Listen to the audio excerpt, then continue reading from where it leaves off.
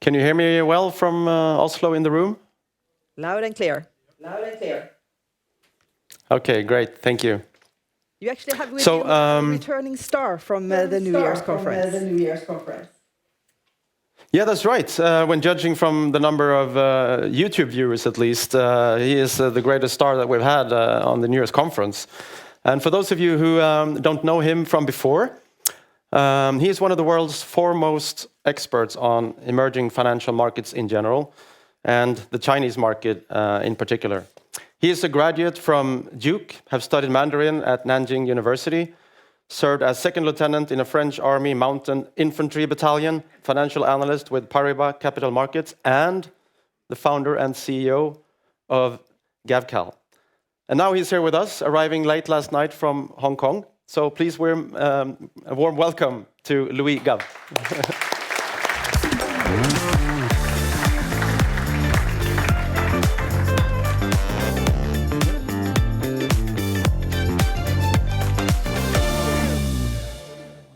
Thank you so much, Andreas. Thank you to everyone at Skagen. I'm so honored. First of all, I'm so happy to see catch up with so many friends in this room, but also deeply honored to be here. I think actually it's my fourth time presenting at Skagen, and I was commenting on this to your chairman, and I said, I'm so honored and flattered that this is my fourth time here.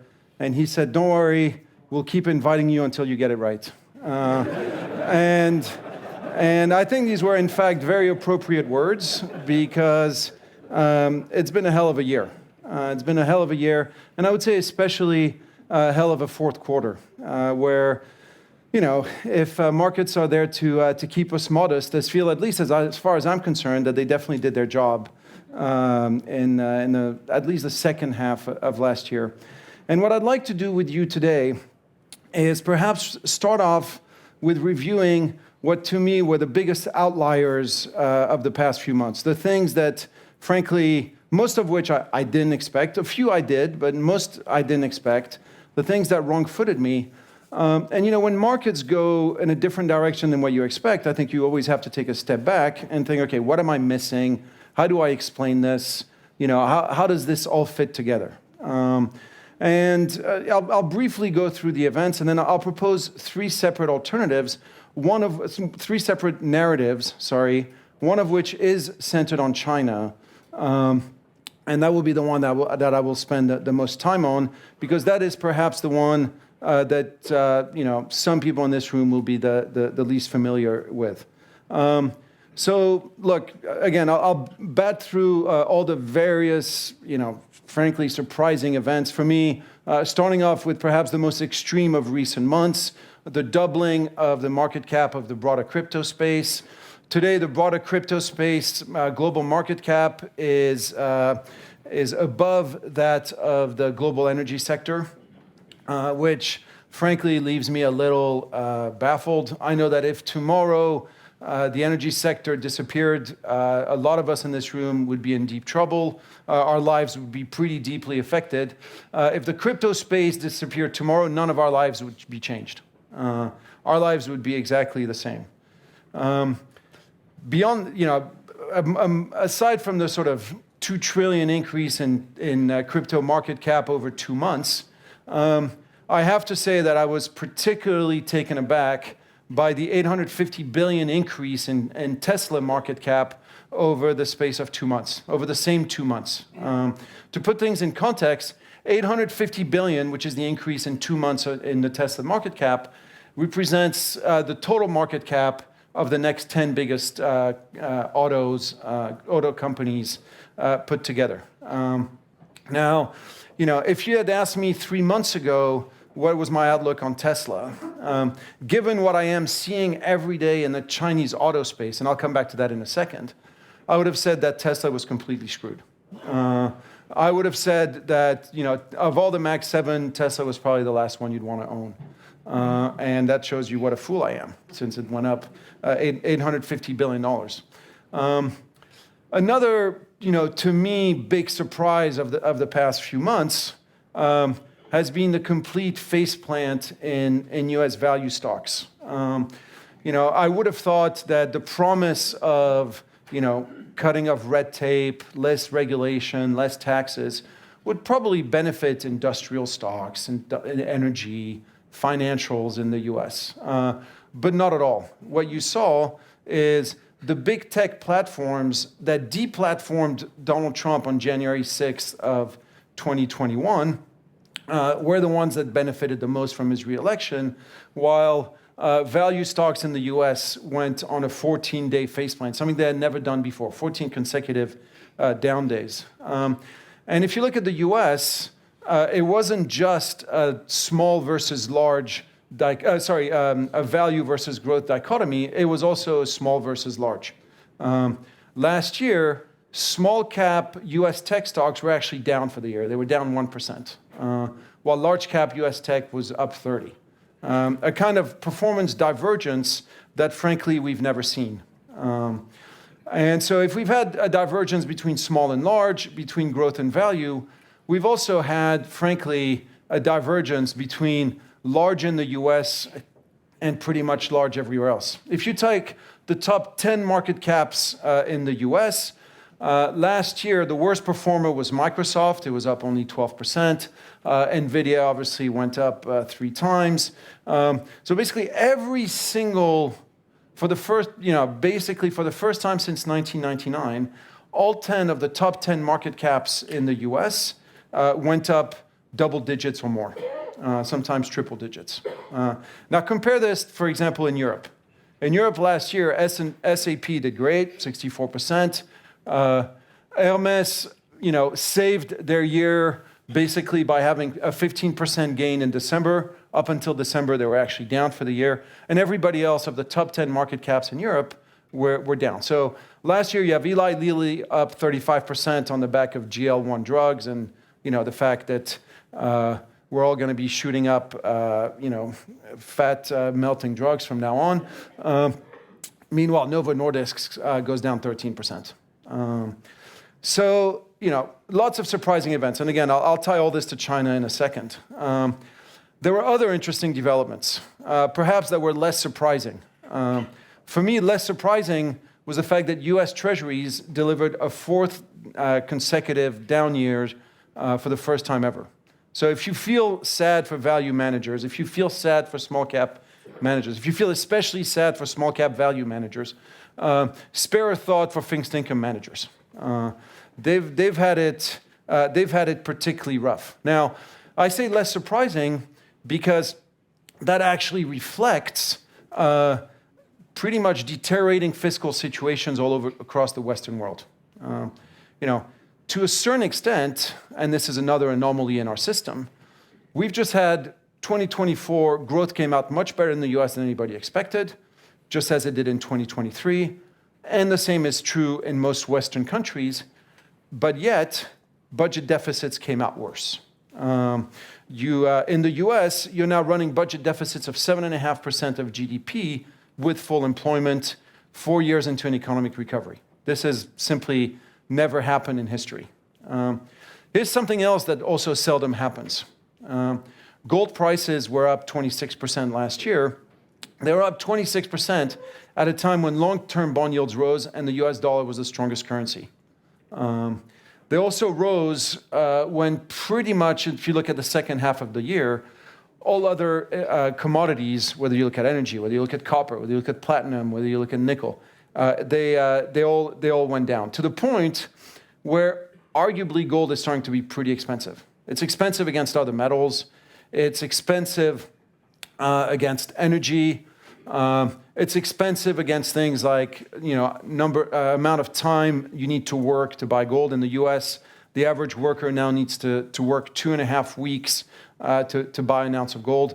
So it is looking all pretty stretched. But perhaps, and this is where I start getting into China, perhaps the single most interesting divergence of the past couple months has been the extreme divergence in bond market performance between China and the United States. In China, bond yields essentially fell from Donald Trump's election by 50 basis points. In the US, they rose by 100 basis points. So you've had a 150 basis point gap opening between the two. So if you look at the spread between US 10-year bonds and Chinese 10-year bonds, it's now a 3% spread. It's never been this high historically. China, in local currency terms, is now borrowing at a 3% rate cheaper than the United States. And by the way, China started to borrow at a lower rate than the United States right around the time when Russia invaded Ukraine and when the Western world imposed financial sanctions on Russia and confiscated Russian holdings.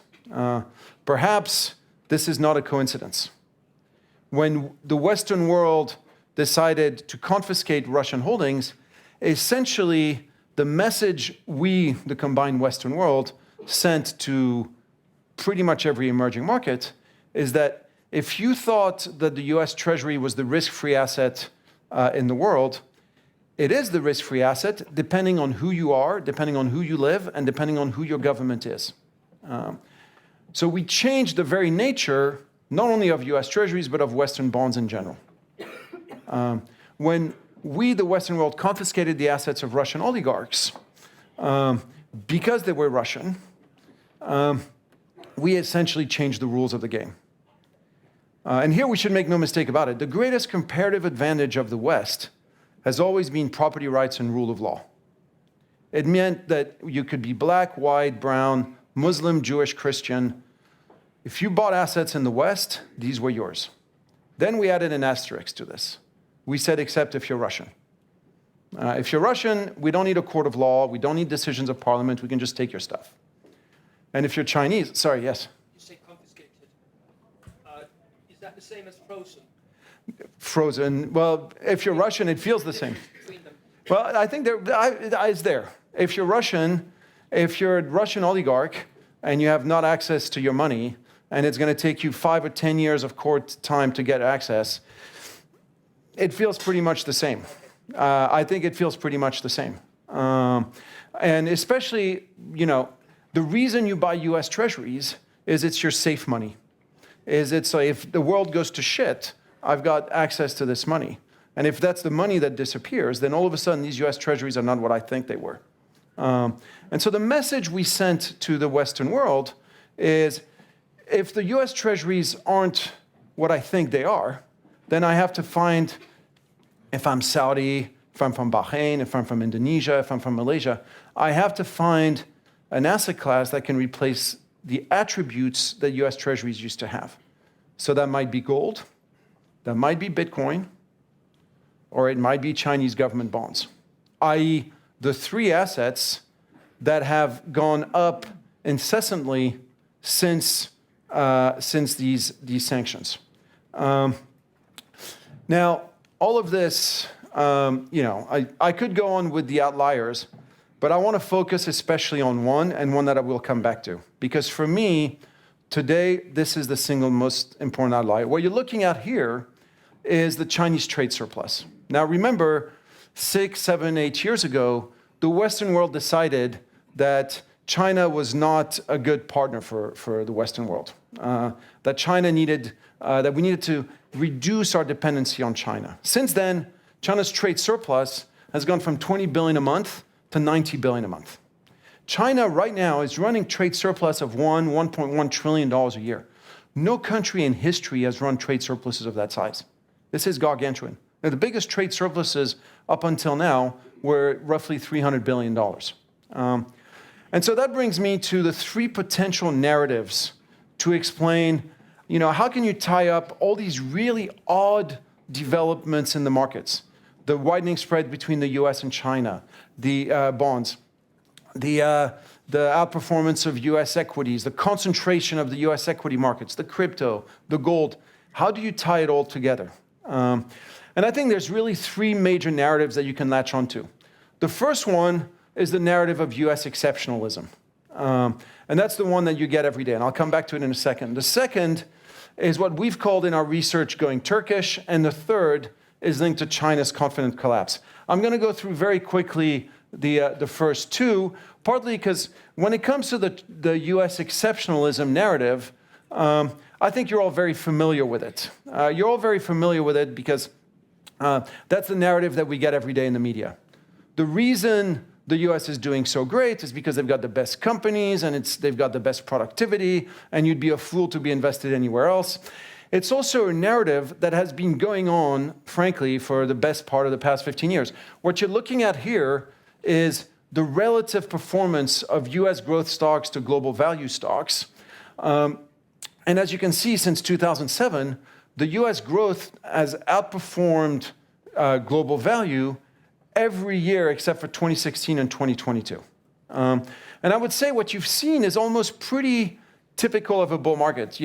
You get your first phase of the bull market, and that was really linked to the launch of the smartphone and the US shale revolution. All of a sudden, the US had a cheaper cost of energy. Given that economic activity has energy transformed, US is in a great place. Then you get to 2016 and you realize, hold on, massive capital has been misallocated in the shale patch. Huge write-offs need to be taken. And you start to see US roll over. Then Trump comes in. You get the tax cuts, the deregulation, make America great again. You get another leg. And then you get massive stimulus with COVID. And with COVID, you also get, all of a sudden, a concentration of the importance of tech. We're all stuck at home. And so you get the blow-up phase in a market. Very typical, sort of steady, and then you get to the blow-up phase. And in 2022, it all rolls over. And at that point, most of my firm think, okay, that part is done. And this is where we get wrong-footed. We get wrong-footed because ChatGPT comes out, and all of a sudden, you get a whole other wave of excitement. But a wave of excitement that is actually extremely concentrated around a few key names. And concentrated to the point where it brings you to the big question of the US is 4% of global population, it's a quarter of global GDP, it's a third of global profits, and it's 2/3 of global market cap. How can you have 2/3 of global market cap account for a third of global profits? That only makes sense if over 10 years, basically the US becomes 2/3 of global profits. But how can that be, being 25% of global GDP?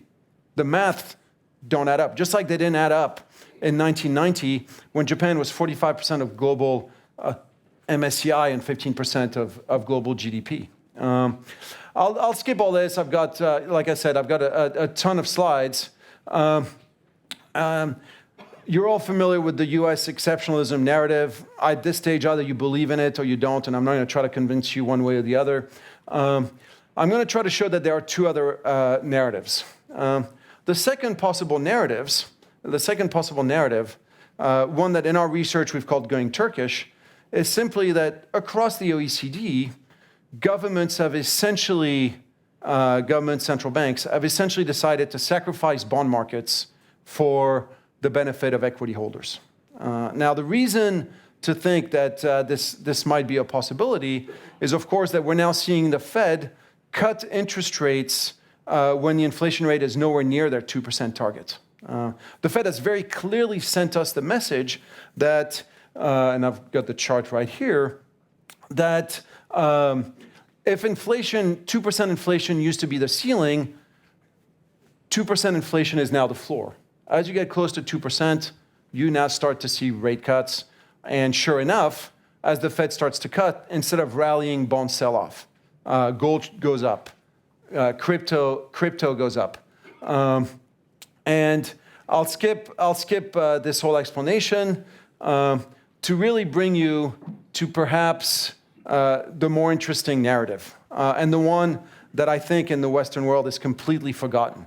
The possibility that a lot of what we're seeing in the markets right now has a lot to do with China.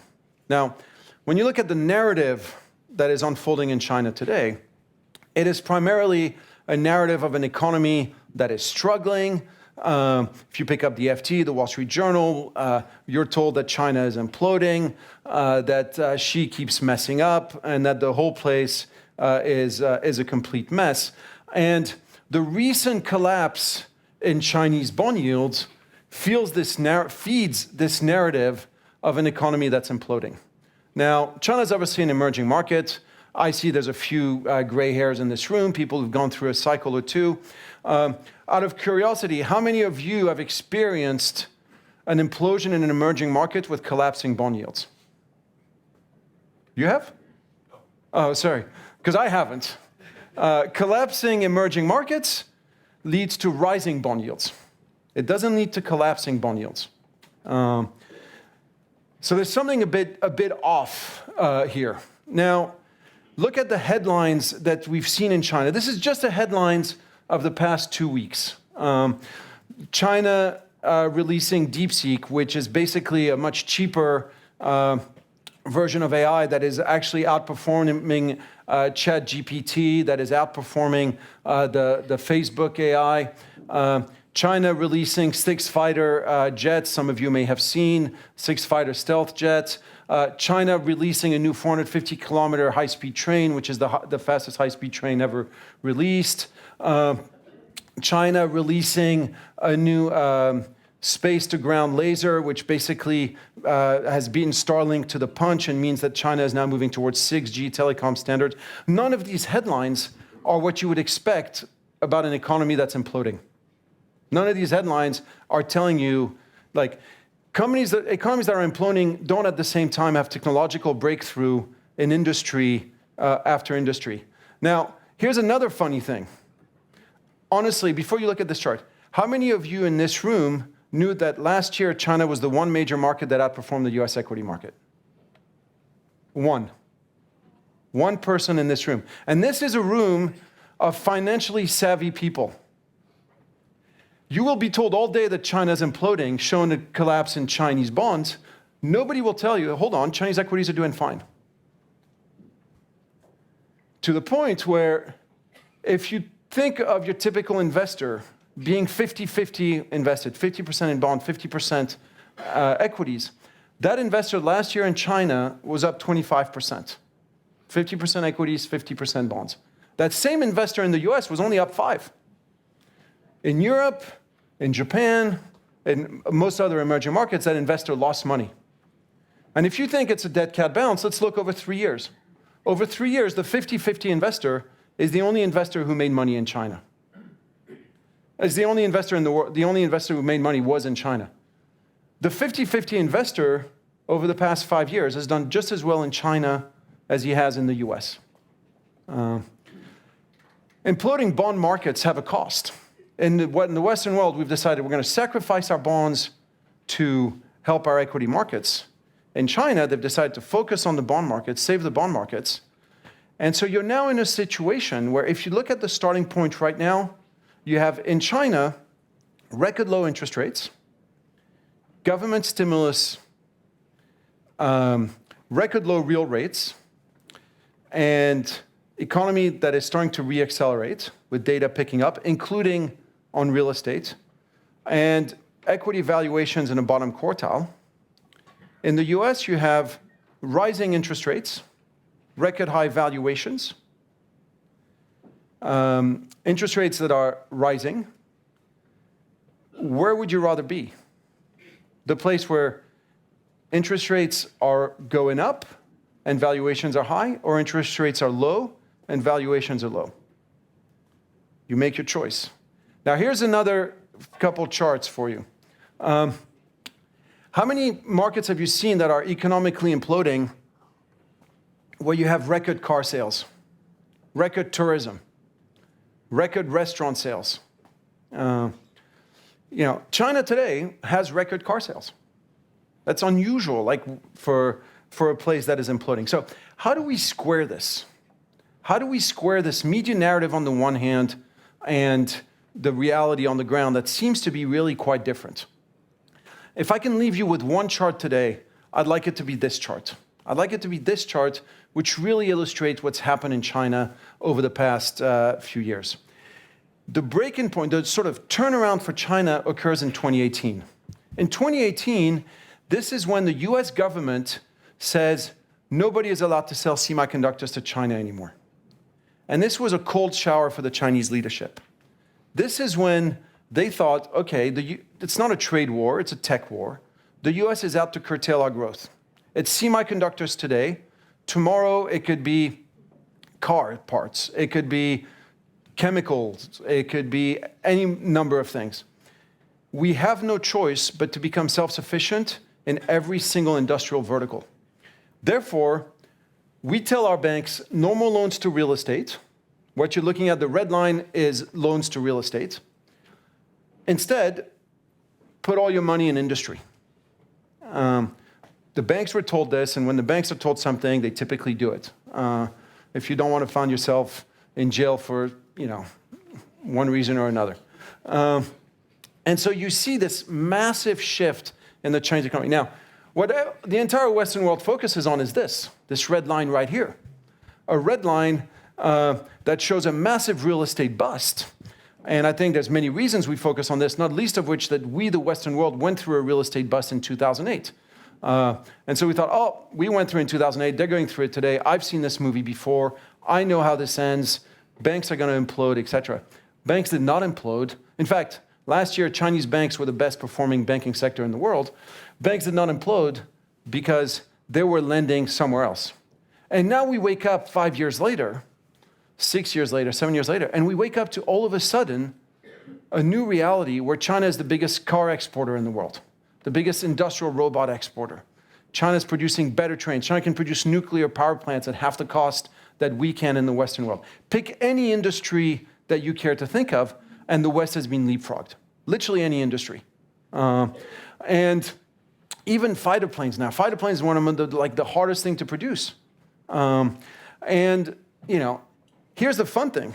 While we're all focusing on the red line and talking all day about whether Shanghai real estate prices were going to go down another 10% or not, something that impacts absolutely nobody's life in here. This was happening. Now this impacts everybody's life and everybody's portfolio. Because if China is about to take over the global car market, this is very problematic for Germany, much more so than the Shanghai real estate price. This is much more problematic for Sweden if China takes over the industrial robots market, and so on and so forth. And it is happening. For the past 3 years, every year China's put in more industrial robots than the rest of the world combined. China is changing the auto market as we speak. This is so far, This is so far not out. The BYD Chin that you see here is a revolutionary car. It's a hybrid car that goes 2,300 kilometers on one tank of gas. You can drive from London to Rome and not have to fill up again. This is a car that potentially destroys the EV industry because you get to such high gas mileage that it's like, even if I really worry about my carbon footprint, it's now so low. Now, how do we get there? BYD is a terrific example. That BYD Chin, when it first started, the BYD Chin is like the Toyota Corolla.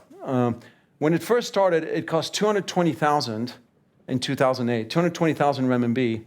And BYD workers, there were about 100,000 BYD workers, and they were paid 11 renminbi an hour. Today, there's over 700,000 BYD workers. They get paid 6 times as much, 68 renminbi an hour. And the BYD Chin, which is a much, much better car. None of you would have wanted to buy this car. Everyone in this room wants to buy this car. That car, the BYD Chin, that goes 2,300 kilometers, sells for 100,000 renminbi, 14,000 US dollars. This is a revolutionary car. And the reason you have record car sales in China is that it now costs less than 10 months for a BYD worker to buy this car. And it's cars, and it's that deflation you find absolutely everywhere. The price gap that has now unfolded between China and the US is just enormous, and the rest of the world. Come and spend your holiday in China.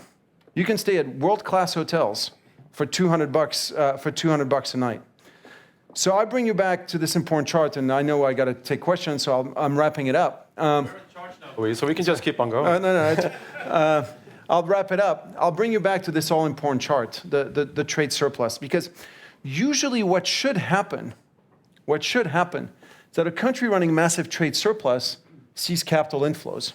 As the capital come in, the exchange rate goes up, and the guys making the money turn around and they buy themselves nicer homes, or they build new factories because they're so productive, or they buy local assets. And so you get a stronger exchange rate and stronger asset prices. With that, you get stronger domestic consumption. And with the stronger domestic consumption, the trade surplus abates. This is how nature heals itself. This is your typical cycle.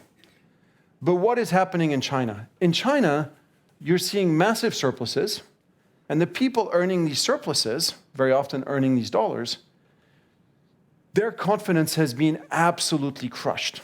It's been crushed both by the decisions of their own government, the crackdown on property, the crackdown on tech, the crackdown on education, and by all the trade uncertainty.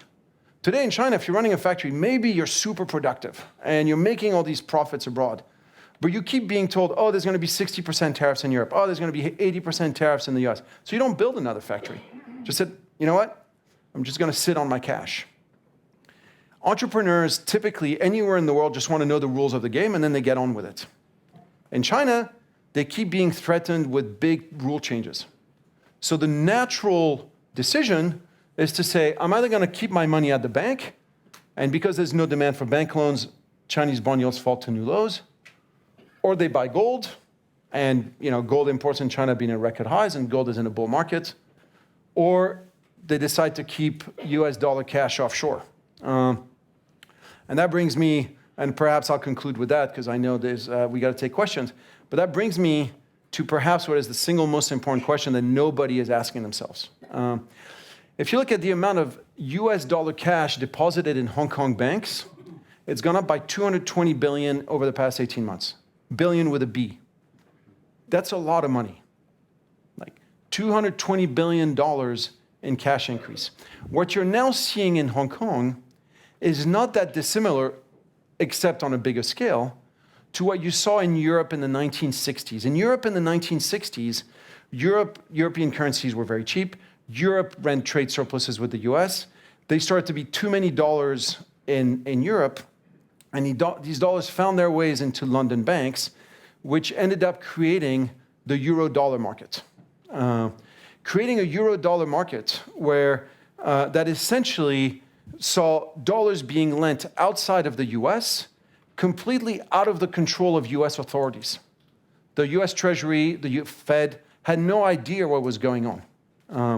A multiplier effect on the dollar that was occurring outside of the US. Now let's ask ourselves this. Just as you had a euro-dollar market created in the 60s in London that would end up triggering massive inflation in the US in the 70s, could we be seeing right now the same thing, not in a euro-dollar market, but in an Asia dollar market? With lending reaccelerating, both US dollar lending outside of the US through Hong Kong as a financial center, either through the US dollar or perhaps through the Hong Kong dollar. Think of India. India wants to buy oil from Russia. What's the simplest way to do it now? Borrow, there's 6 different Indian banks have banking licenses in Hong Kong. Borrow Hong Kong dollar in Hong Kong, give them to Russia to buy the oil, pay for the oil in Hong Kong dollars. Then Russia can use those Hong Kong dollars to buy Chinese cars. And you end up with a multiplier effect that nobody is thinking about. So when you think of what is happening in the markets, perhaps this collapse in Chinese confidence, this $1 trillion a year on which China is sitting, that explains the soaring gold, that explains the collapse in Chinese yields, that explains the strong dollar, that explains the outperformance of the US, that explains the trade surplus. Doesn't so much explain the rising UST yields. But the reason, and I'll finish with this, the reason I think this is important is that while consumer confidence has been absolutely crushed in China for the past 5 years, I think there's a lot of reasons to think that this could change in the coming year. It could change because first you have a US Treasury Secretary, Scott Bessent, who is very keen to do a deal with China. He's come out many times. He's come out and he was asked, look, it sounds like you want a new Plaza Accord. He said you must mean a new Mar-a-Lago Accord, highlighting that he's even got a name for what he wants. And so you have a Treasury Secretary that wants to deal with China. And I'll just highlight that since he was reelected, President Trump has bashed Europe, he's bashed Canada, he's bashed Mexico, he's bashed Panama, and he invited Xi Jinping to his inauguration. And there's been no China bashing since he got elected. So I think there's big appetite. There's big appetite for a deal. And then when it comes to China itself, you have a government that has very clearly signaled its desire for reaccelerating growth. And basically every month that comes by, you get new stimulus measures. And that at some point, if these stimulus measures start getting traction, that means you have a lot of money on the sideline, money that perhaps has gone into other assets, whether you're Mag 7 in the US, whether gold, that could be redeployed pretty quickly in domestic assets. So I'll leave you with this. Today in China, again, economic data bottoming, fiscal stimulus, monetary policy stimulus, interest rates at record lows, record level of cash on the bank, China now outperforming every market, and nobody cares. Thank you very much.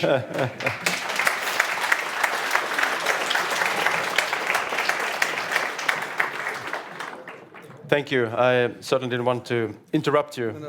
We'll just cut the break that we have later on before we let David Einhorn join us from Wall Street. Do we have any questions here in Stockholm? If there is a question, I would ask you to pick up the microphone next to your chair and just push the button, and your question will be looped in, hopefully. So please, sir. Yes, talking about the demographic challenges of China. We're talking about that in Europe as well, but in China it's pretty obvious. Is that going to affect the market in the coming years, like profoundly?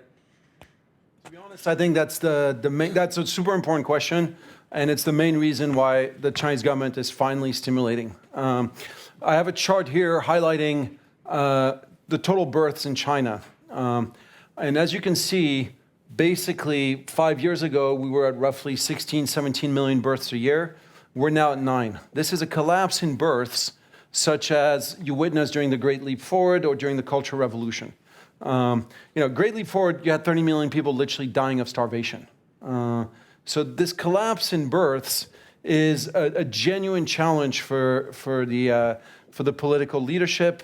And the main reason for this collapse in births, I've got here a chart that looks complicated, but it's actually quite easy. It illustrates consumer confidence in China divided by generations, so Gen Z, millennials, Gen X, baby boomers, and by where people live. And what you find today in China is there's really two very miserable cohorts. Old people who live in the countryside, they've been left behind by prosperity. By the way, old people who live in the countryside are miserable everywhere, so China's not that unique there. But what's unique to China is basically millennials living in first and second tier cities, which incidentally is probably one of the reasons you only hear bad news about China. Because when journalists come to China, I don't mean to bash journalists, but when journalists come to China, they go to a first tier city and they talk to people who speak English, which ends up being the millennials. This is your cohort that speaks to journalists right here. And they're miserable because they all bought real estate at the wrong time, on leverage, and their balance sheet has been blown out of the water. So they're not having kids. So you need to fix this. And really, if you want to fix the demographic problem, you need to fix this. And really, the only thing you can do to fix it is get real estate going again. Since Oslo were 5 minutes late, I guess Stockholm can be 5 minutes late too. So we have room for one more question. Yes, sir, back there. I would like to ask about the renminbi. Why is it so important to keep it so strong? And number two, they have stopped reporting net capital flows, and I think that adds to the fact that Western investors believe that it's an uninvestable market. What's your view on this? So sorry, I'm trying to get back to my... There we go. why is the currency so important to them? I think it goes back again partly to 2018, this belief that the U.S. is out to get me. And if I believe the U.S. is out to get me, if I'm Xi Jinping, my biggest vulnerability isn't even semiconductors and it's not oil. It's my dependency on the dollar. And if the U.S. ever did to me what it did to Russia and banned me from the dollar, what it did to Venezuela, what it did to Iran, what it did to Sudan, what it seems to do to another country every third year or so, if it did that to me, my economy would be in deep trouble. So I have to de-dollarize my trade as quickly as possible. And if I turn to Thailand or Indonesia or South Africa and say, hey, let's trade in renminbi rather than dollars, you can only do that if the renminbi is strong. Nobody wants to save in a Greek drachma. People want to save in a German Deutschmark. So they need the renminbi to be strong, to be credible in order to internationalize it. And this focus on keeping the renminbi strong has been one of the reasons the Chinese bond market has done very well too. So that's the explanation. As to your second point, yes, they have. I think they've done everything they could to make China as little attractive to foreigners as possible. And your highlight on the disclosing less data is just one of many examples. You could have picked 10. And I think that goes partly into this belief of the Western world is out to get us, so we don't want to be dependent on Western capital, nor do we still need to be. One of the big trends, for me, going back to, where is it? Going back to this, going back to the outperformance of Chinese balanced fund relative to almost anywhere else. I'm trying to find it. There we go. We're going back to the outperformance of Chinese balanced fund. Behind this is a new reality of China, which is the birth of domestic pension funds. 10 years ago, we as a firm basically had no clients in China. Today, we have a large number of pension funds that just came into existence in the past 10 years, and that month in, month out now buy equities, and it's mostly domestic, capital controls and all that, buy equities, buy bonds. China does not need our savings. They have the highest savings rate in the world. They have $1 trillion trade surplus. So I think if you're Xi Jinping, you're probably thinking, we don't want these foreign savings. They come in at the wrong time. They come out at the wrong time. Let's do everything we can to get these guys out. And they've done a very good job at it. Thank you so much, Louis. I know Stein is waiting to get on stage. We're so sorry, Stein. But good luck on stage. And thank you, Siri, for a great connection. And thank you, the audience here in Stockholm, for engaging.